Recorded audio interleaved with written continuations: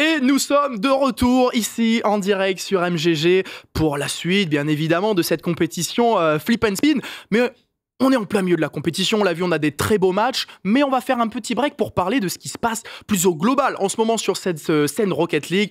On a rapidement discuté tout à l'heure, on va rentrer un petit peu plus dans les détails, on va parler mercato de la scène RLCS qui se prépare, puisque la saison RLCS reprend en janvier, on le sait.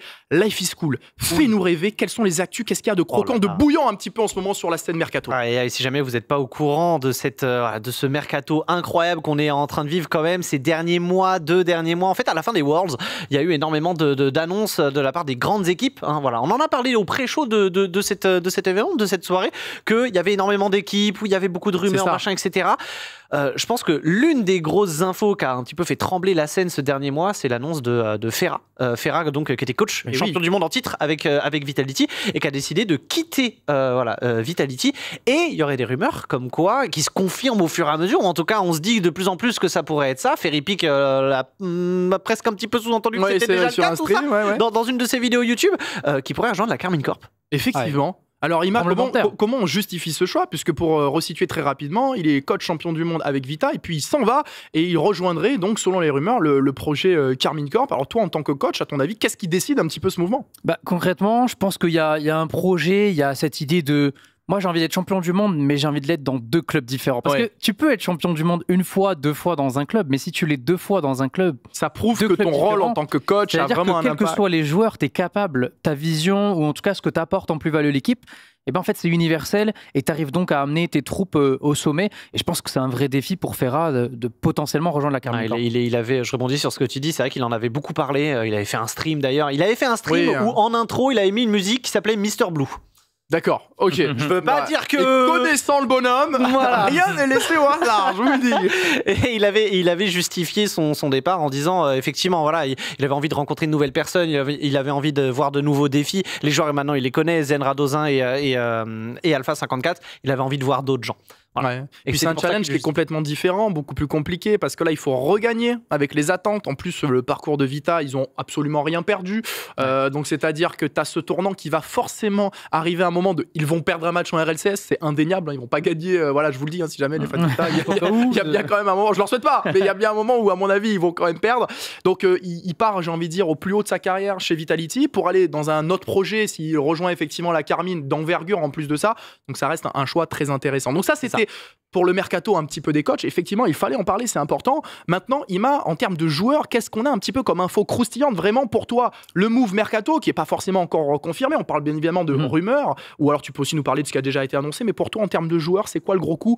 Où est-ce qu'il faut regarder un petit peu pour cette prochaine saison? Si on reste encore dans le même domaine, si on reste chez la Karmine Corp, on est quand même en train de potentiellement former un roster quand même, un roster qui a des ambitions de World Champion. Donc on parle de Rise et d'Atto, voilà, ça demande donc confirmation encore une fois. Bien sûr. Et on parle de Atto qui est peut-être le joueur le plus régulier de la saison dernière. Ouais, je confirme. Voilà, parce qu'on parle de la saison entière, donc concrètement, quart de finale, demi-finale avec la Team Liquid. C'est ça, voilà. C'est un niveau exceptionnel pour Atto, et puis Rise, voilà, qui est aussi, alors voilà, c'est la spéciale, a été capable d'être dans les 3 équipes, de faire les 3 majors, tout simplement. Oui, mais c'est la constance incarnée en fait, Rise. Rise, en fait, il a eu un travail qu'il a eu quand il est arrivé chez BDS déjà à la fin de la saison dernière. Il a un travail au-delà d'être un joueur individuellement qui est très très bon, qui est excellent, qui fait partie des meilleurs joueurs du monde.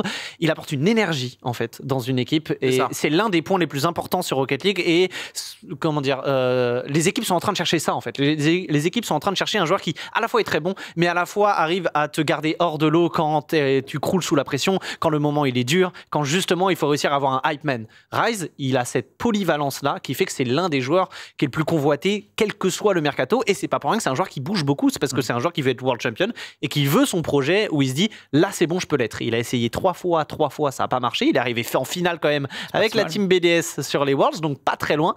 Peut-être qu'avec la Karmine, ça ferait la différence aux côtés de Vatira. On lui souhaite en tout cas, comme on l'a dit, ça récompenserait cette régularité qu'il a depuis tout ce temps. Et c'est dur, on sait Rocket League. Mais oui, mais c'est fou, il sort de nulle part. Et en plus, on le sait, c'est quand même une scène qui bouge beaucoup, Rocket League. C'est très dur de se maintenir au plus haut niveau, même quand on garde les mêmes coéquipiers. Alors lui, il change de structure, il change de coéquipier, et pourtant, il se maintient toujours au top niveau.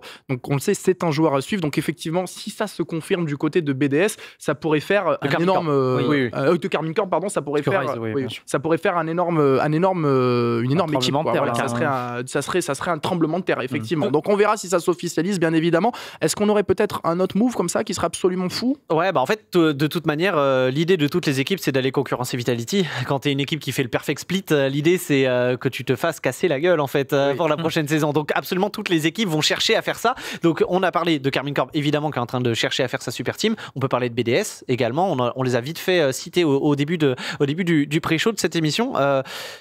Monkey Moon, aux côtés potentiellement de Exotic, donc qui était chez Karmine Corp avant et qui maintenant devrait venir aux côtés de Monkey Moon, avec Drali, et t'en avais parlé vite fait de Drali, petit prodige, 16 ans, 15 ans.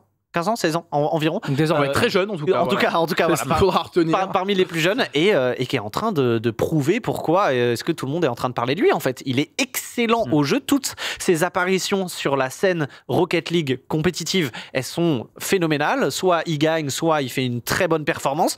Et sur le terrain, il prouve quoi. D'ailleurs, en parlant de ça, statistiques, on a eu justement du côté de Flip and Spin en interne des statistiques que vous avez tous les deux reçues.